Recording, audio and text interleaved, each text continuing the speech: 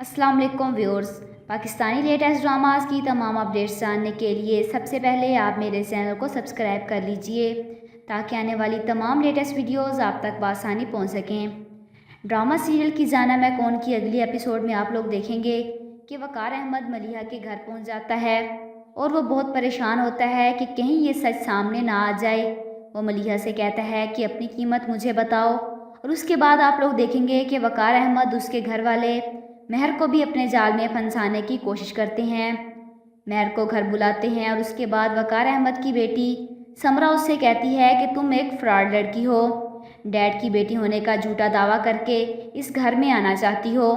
और दूसरी तरफ वक़ार अहमद का बेटा ब्लैंक चेक महर के आगे फेंकता है। इस वक्त वक़ार अहमद का बेटा महर से बोलता है कि इस चेक में अपनी मर्ज़ी की रकम भर लो और दफ़ा हो जाओ यहाँ से। इसके बाद वो कहता है कि जाने से पहले मेरे डैड से माफ़ी ज़रूर मांगती जाना।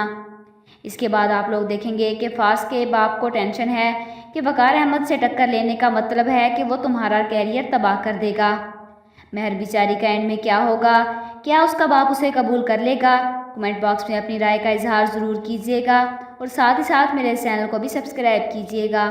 Thanks for watching.